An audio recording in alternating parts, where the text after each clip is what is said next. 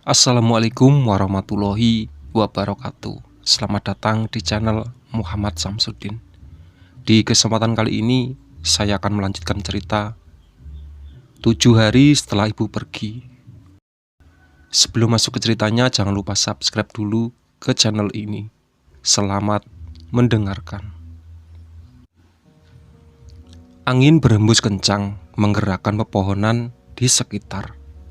Daun-daun kering yang berjatuhan berputar-putar di udara, membentuk pusaran. Sontak kami melangkah mundur mendekati mobil. Srek, srek. Terdengar suara langkah kaki dalam hutan yang gelap, langkah yang menyerupai gerombolan hewan.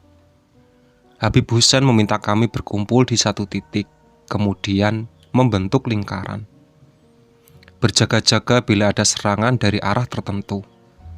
Habib Husein meminta kami menyalakan flashlight ponsel karena suasana begitu gelap. Bulan masih bersembunyi di balik awan, namun peperangan ponsel saja tidak cukup. Jarak pandang kami terlalu pendek. "Bib, kalau pakai lampu mobil aja gimana?" usul salah satu santri. "Boleh." Ia berlari ke mobil, disusul Kak Asim dan Om Herman. Brak! Santri itu tiba-tiba terjatuh ke tanah. Om Herman dan Kak Asim langsung menolongnya. Baru saja bangkit, ia sudah terjatuh kembali. Malahan kali ini lebih parah. Seperti ada yang menarik kakinya. Ustadz Azam yang melihat kejadian itu tidak tinggal diam. Ia langsung menolong santri itu. Kemudian mereka pun berjalan mendekati mobil. Lampu mobil pun berhasil dinyalakan. "Aku lihat banyak anjing hitam," ucap Kiai Mustafa.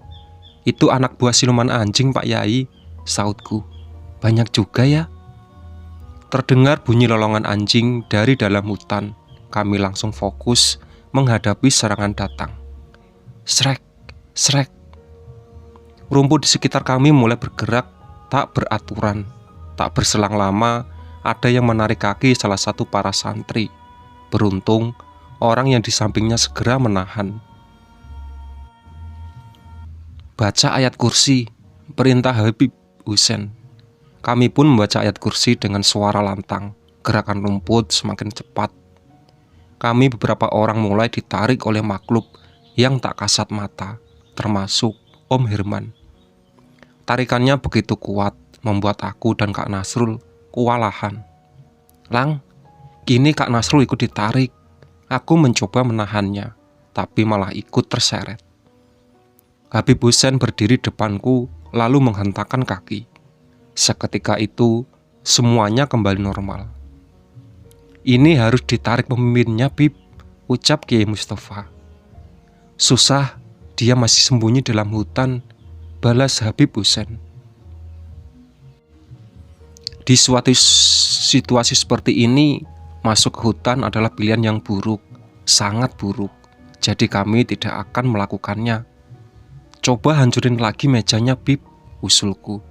"Soalnya siluman anjing itu pasti akan marah kalau meja persembahannya dihancurkan." Habib Husein meminta kami bergerak mendekati meja, kemudian menyuruh Kak Asim untuk mengambil kunci ban yang bergerak di tanah. "Coba pukul lagi, Sim," perintahnya. Kak Asim memukul dengan keras. Terlihat ada sedikit bagian meja yang pecah. Tak lama terdengar gonggongan anjing yang cukup kencang. "Dia kepancing," ucap Habib Husein. "Lagi, Sim." Kak Asim kembali memukul meja itu. Duk, ada bongkahan batu yang agak besar terjatuh ke tanah. Seketika itu angin bertiup kencang. Aku bisa melihat ada bayangan hitam besar muncul. "Dia muncul!" seru Kiai Mustafa seraya menatap bayangan hitam itu. Wush! Bayangan hitam itu menghilang. Suasana mendadak hening. "Hati-hati!" teriak Habib Husein. Peringatan itu terlambat karena aku dan yang lainnya sudah terlanjur cengkang. Karena ada yang menarik dua kaki ini sekaligus. Kepala ini terbentur ke tanah, sakit sekali. Belum sempat bangkit, tubuh ini tiba-tiba meluncur dengan sendirinya. "Kak Nasrul!" teriakku sambil menggapai kakinya. Aku bisa merasakan cengkraman yang begitu kuat di kaki. Ah! Kini merasakan seperti ada benda tajam yang menusuk di kaki. Perih sekali. Ustadz Azam memegang tubuhku. "Siapa yang siap?" teriaknya. "Apa maksud ucapannya? Siap untuk apa?" "Saya," saut Kak Asim. Ustadz Azam memegang ujung jariku, lalu melakukan gerakan penarik sesuatu dan dilempar ke belakang. "Tahan, Sim," teriaknya. Kak Asim mengamuk. Ia kesurupan. Kali ini bukan kesurupan anjing hitam, melainkan pemimpinnya siluman anjing. Habib Hussein dan Kiai Mustafa berdiri di sampingnya, sementara santri yang lain bersama Ustadz Baharudin terus melantunkan doa. "Jangan sampai dia kabur, Sim," ucap Habib Hussein. Mata Kak Asim menyorot padaku. Seketika itu tubuh ini merinding hebat. "Kamu seharusnya mati," ucapnya sembari menunjukku. "Kenapa kamu mengejar dia?" tanya Habib Hussein. "Dia harusnya mati," Kak Asim mengulang ucapan itu. Habib Hussein menekan pundak Kak Asim. "Ngomong yang jujur. Semuanya ada di daftar nama itu, harus mati." "Daftar nama apa, Lang?" tanya Ustadz Azam. "Nggak tahu, Pak Ustadz. Aku benar-benar tak tahu tentang daftar nama itu. Apa maksudnya? Daftar nama apa?" "Daftar nama apa?" tanya Habib Hussein masih menekan pundak Kak Asim sampai meringis kesakitan. "Mereka yang ikut rombongan ziarah," tanya Ustadz Azam. "Iya." Seketika itu semua mata memandang ke arahku. Aku bingung harus jawab apa. Waktu itu Gilang seharusnya ikut sama ibu, tapi dia ketiduran, saut Kak Nasrul, memecah kebuantuanku. "Apa mereka belum cukup sampai harus ngejar yang lain?" tanya Habib Hussein. "Janjinya 13 nyawa, balas Kak Asim. 13? Om Herman tampak bingung. "Berapa jumlah orang yang di mobil, Lang?" Aku menutup mata, mengingat-ingat mimpi saat mobil itu terjatuh ke jurang. "Total 10 orang. 1 yang berhasil selamat," balasku. "Ditambah kamu jadi 11, saut Ustadz Azam. "2 lagi siapa?" "Pak Dika," balasku. Ia sempat terlihat bergabung dengan para tumbal. "Apa Pak Dika juga seharusnya ikut?" tanya Ustadz Azam. "Saya nggak tahu, Pak Ustadz. 1 lagi siapa?" Aku kembali memikirkan kejadian seminggu terakhir ini. "Ibunya Rehan," sautku. "Ya, aku ingat seharusnya ia ikut dalam rombongan, tapi dibatalkan karena saran dari Pak Nasir." "Rehan itu siapa?" tanya Habib Hussein. "Teman saya," balasku. Habib Hussein memegang kepala Hasim sembari merapal doa. "Panas, panas," teriak Kak Hasim. "Siapa yang nyuruh kamu?" tanya Habib Hussein. Awalnya siluman anjing itu tidak menjawab, namun setelah dipaksa oleh Habib Hussein, akhirnya ia menjawab. "Rofi," pekiknya. Ternyata dugaanku selama ini benar. "Ini Rofi yang mana?" Kiai Mustafa tampak kebingungan. "Yang mimpin rombongan ziarah," sautku. "Astagfirullah. Kala itu aku kenal. Soalnya sama-sama orang Cirebon. Cuma sekarang dia tinggal di Jakarta." "Berarti dia ada hubungannya dengan sekte ini," ucap Habib Hussein. "Ya Allah, aku gak nyangka banget, Bib. Aku kenal banget sama orangnya, sering ikut acara pengajian di masjid," saut Kiai Mustafa. "Sekarang lepasin semua tumbalnya," perintah Habib Hussein. Kak Asim hanya tertawa sambil memegang perutnya. "Mereka semua sudah saya makan. Keluarkan." Habib Hussein memegang perut Kak Asim. Wajah Kak Asim terlihat memerah, seperti menahan sakit. "Saya bisa buat anak ini mati." Spontan Habib Hussein menghentikan rapalan doanya. Pegang perut dia. Aku mendengar bisikan, tapi pura-pura tak mendengarnya. Pegang perut dia. Bisikan itu kembali terdengar. Kulihat wajah Kak Asim sudah tampak kesakitan. Pegang, Lang. Kalau dia tidak bisa meninggal. Aku melangkah ke depan dan memegang perut Kak Asim. Dalam sekejap, siluman anjing sudah masuk ke tubuh ini. Kini aku bisa melihat bentuk aslinya.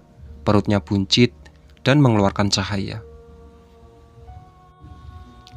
Lang, samar terdengar orang memanggil, tapi aku tak bisa menjawabnya. Masih fokus pada siluman anjing yang terikat rantai. Tarik semua tumbal di perutnya. Bisikan itu kembali terdengar. Aku berjalan mendekati siluman anjing. Mau apa kamu? Herdiknya. Ku pegang perutnya. Jangan sentuh makanan saya. Tarik, Lang, tarik. Perintah suara itu. Aku menariknya. Susah. Bebannya terlalu berat. Tiba-tiba seorang kakek bersoban muncul di sebelahku, membantu menarik semua tumbal keluar dari perut siluman anjing. Kurang ajar. Siluman anjing itu berteriak, diikuti cahaya yang keluar dari perutnya. Setelah cahaya itu menghilang, perutnya menjadi kempis. Ibu, gumamku saat melihat ibu sedang melayang di udara. Ia tersenyum, lalu terbang dan menghilang. Aku tersadar, lalu muntah. Anak sialan. Kak Asim memakiku, seperti siluman anjing itu kembali berpindah padanya. Semuanya sudah bebas? Tanya Habib Hussein.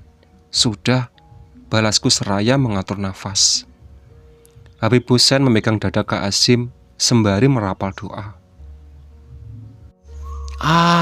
Ampun.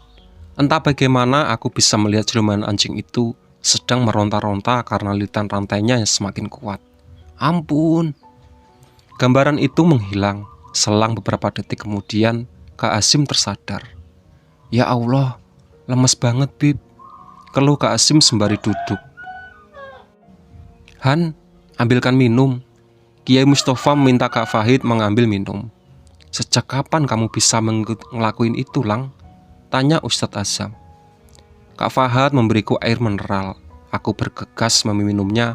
Tiba-tiba saja Pak Ustadz, tadi yang nyuruh, balasku. Siapa yang nyuruh? Nggak tahu. Kayaknya sih kakek-kakek pakai sorban. Kamu pernah lihat dia sebelumnya? Belum pernah. Mungkin itu kodam leluhur Gilang, ucap Ustadz Baharudin. Takutnya itu cuma pura-pura baik aja, Tat. Saud Ustadz Azam. Lain kali, hati-hati, Lang. Iya Pak Ustadz. Kuhabiskan 1 botol mineral air dengan cepat.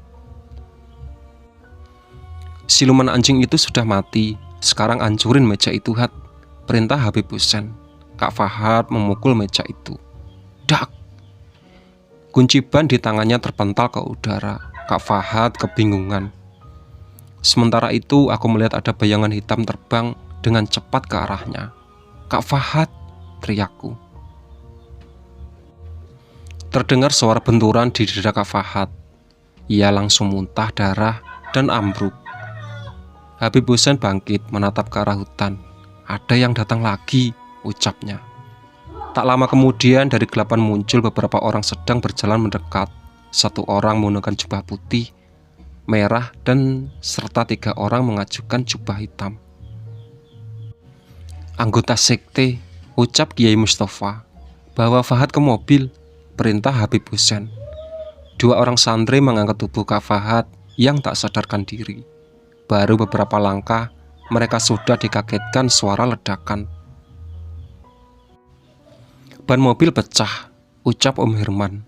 Baru segitu aja udah panik, ucap salah satu anggota sekte. Sementara orang berjubah hitam terlihat sedang menghitung. Lumayan, 13 orang, ucapnya lalu tertawa. Hati-hati, mereka sepertinya punya kemampuan tenaga dalam, ucap Habib Hussein. Si jubah putih maju ke depan. Saya mencium bau darah Habib. Saya sekali darahnya tidak seharga anak itu, ucapnya. Siapa yang kamu maksud? Sahut Habib Hussein. Gilang, balas si jubah merah. Entah kenapa aku seperti mengenal suaranya. Ada apa, Gilang?